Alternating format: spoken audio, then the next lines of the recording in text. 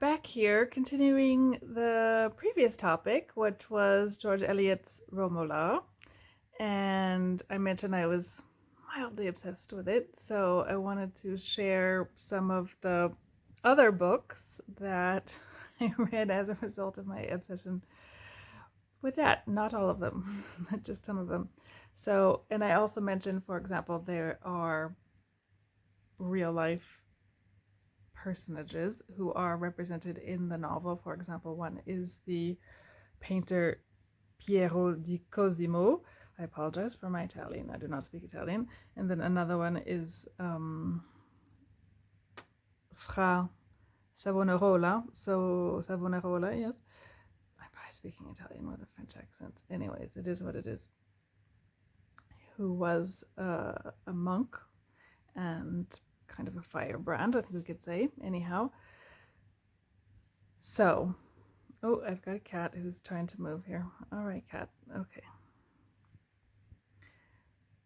So I'm going to show you some examples of paintings in a book that I have by Piero di Cosimo, for example. So the first book we're going to talk about is first book associated with my research, or I suppose you could say connected to Romola by George Eliot, is this book about the painter Piero di Cosimo by Sharon Fermor. Apologies if I'm pronouncing that wrong. And I'm going to start with my favorite painting, I think, by him, which is this one, the so-called Simonetta Vespucci, Cleopatra. And I just love this. I don't know how well you can see it, but absolutely love this portrait. Love, love, love. He has a lot of really very interesting paintings that, and I feel like the style varies widely, and sometimes they seem very modern to me. Modern, I suppose, with a big M, rather than being part of the Renaissance, the Italian Renaissance. But I'm more or less an ignoramus about art history. This is from the cover, right? It's the image on the cover. The Liberation of Andromeda, and then we've got a close-up at the bottom here. So mythological and fantastical themes were abundant in his works. And that's Perseus there.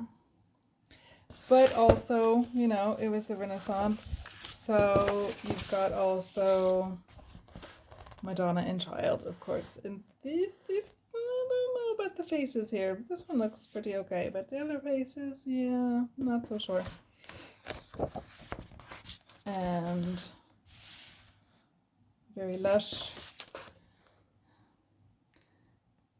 This is with Saint Catherine of Alexandria, John the Evangelist, etc., etc.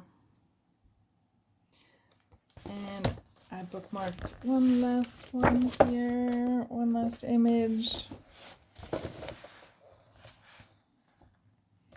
The Finding of Vulcan on Lemnos.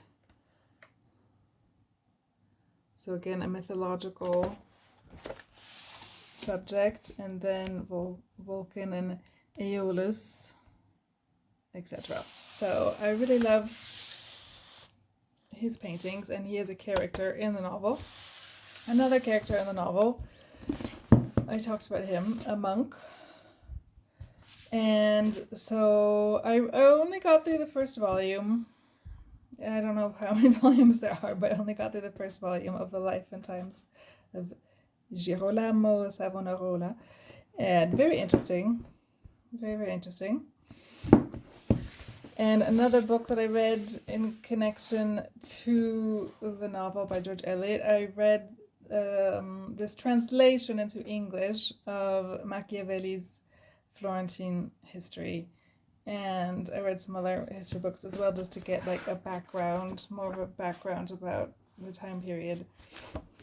So if you want to check out any of these books and you're interested in painting, I would really recommend this one first and foremost.